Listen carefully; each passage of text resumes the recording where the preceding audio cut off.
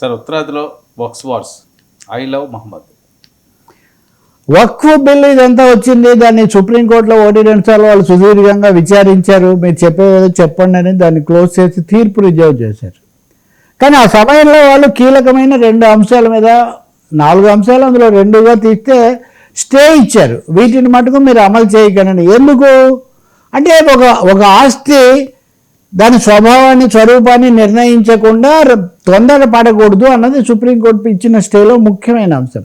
Waqf by use, వాడకంలో వక్ఫ్ ఆస్తిగా ఉన్నదని ఏకపక్షంగా వర్మ గారు అభ్యంతరం పెట్టారు. కాబట్టి దీన్ని మేము తీసేస్తున్నామని అనొద్దు, అంటే వివాదాలు వస్తాయని సుప్రీంకోర్టు కూడా అదే భావించి స్టే ఇచ్చింది. ఖచ్చితంగా అదే జరుగుతుంది. మా ఉత్తరప్రదేశ్లో బరేలీ జిల్లాలో 38 ఆస్తులను మున్సిపల్ కమిషన్ ఇవన్నీ ప్రభుత్వ ఆస్తులు, వక్ఫ్ ఆస్తులు కాదని ప్రకటించేసింది, ఏకపక్షంగా ప్రకటించింది. పైగా అక్కడ అందరూ ముస్లింలు కూడా కాదు, చిన్న చిన్న హిందూ వ్యాపారులు లేదా ఇతర మతాల వాళ్ళు కూడా అక్కడ ఉన్నారు. వాళ్ళందరూ గోల పెట్టినా ఎవరేం పట్టించుకోలేదు. దాంతో వాళ్ళు నిరసన ప్రారంభించారు. దాని మీద మళ్ళీ కాల్పులు.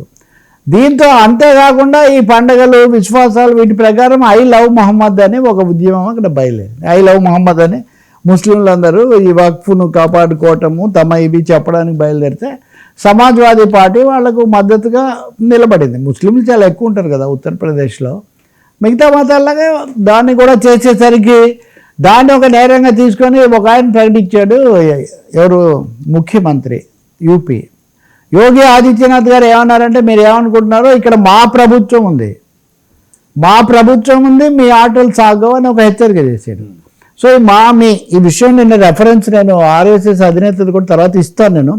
సో ఇలాంటి ఆటలు ఇంకా సాగవు, అణిచిపారేస్తామన్నారు. దాంతో 100 మంది మీద కేసులు పెట్టారు. ఇదే భోపాల్లో ఇంకొక విధంగా ఆంజనేయుడి విగ్రహం అనే దగ్గర ఆ వివాదం వచ్చింది. బీహార్లో వచ్చింది. ఉత్తరాదిన కనీసం ఇప్పుడు 3-4 రాష్ట్రాల్లో ఈ ఐ లవ్ మహమ్మద్ అనేమో అటువైపు మహమ్మదీయులు వాళ్ళ ఇది ఒకటి వస్తుంటే, రెండో వైపు నుంచి ప్రభుత్వాలు, ముఖ్యంగా అన్ని బీజేపీ ప్రభుత్వాలు లేదా బీజేపీ ఎన్డీఏ ప్రభుత్వాలు, వీటిని ఇప్పుడు కాదు అప్పుడు మేము ప్రకటించేస్తాము, ఇవన్నీ కుదరవని వాళ్ళు చేయడంతో ఒక మతపరమైన ఉద్రిక్తత పెరుగుతుంది. అరెస్టులు కూడా పెరుగుతున్నాయి, కొన్ని ఘటనలు కూడా జరుగుతున్నాయి. దీని మీద పరిశీలకులు చాలా ఆందోళన చెందుతున్నారు. ఎందుకంటే ఇది స్ప్రెడ్ అయితే దావాన్లాగా మతపరమైన హింసాకాండ, ఘర్షణలు అవి ఎంత మాత్రం మంచిది కాదు. బీహార్లో ఎన్నికలు రాబోతున్న సమయంలో ఇది అసలే మంచిది కాదు. రాజకీయ పార్టీలన్నీ, పాలక పార్టీలు ఏదో ఒక ఉద్రిక్తత పెరగాలని కోరుకుంటున్న ఈ సమయంలో బీహార్ కంటే ముందు ఉత్తరప్రదేశ్లోనే ఇది వస్తే కనుక అతిపెద్ద రాష్ట్రము, అత్యధిక జనాభా ముస్లింలు కూడా ఉన్నారు. కాబట్టి వక్ఫ్ దాని మీద సుప్రీంకోర్టు జోక్యం చేసుకొని ఒక దిశానిర్దేశం చేసినా కానీ రాష్ట్ర ప్రభుత్వాలు పాటించకపోవడం వల్ల ఉద్రిక్తతలు, ఘర్షణలు పెరుగుతాం మనం కనిపిస్తుంది. అసదుద్దీన్ ఓవైసీ కూడా ప్రకటన చేశారు, ఈ ఐ లవ్ మహమ్మద్ మీద మీరు ఎందుకు అణచివేతలు వీటికి పాల్పడుతూ ఉన్నారు. నిజమే కదా, మహమ్మద్ను పూజించేవాళ్ళు ఆయన పూజిస్తారు, క్రీస్తుని పూజించేవాళ్ళు వాళ్ళు పూజిస్తారు.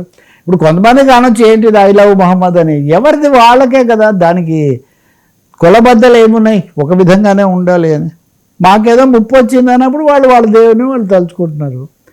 కాబట్టి టెన్షన్ పెరగకుండా అదే చూడాల్సిన అవసరం ఉంది. వక్ఫ్ విషయంలో ఈ సుప్రీంకోర్టు జోక్యం చేసుకొని చెప్పిందాన్ని అమలు చేయాలి తప్ప దాన్ని పెంచుకోకూడదు అన్నది ముఖ్యమైన అంశం.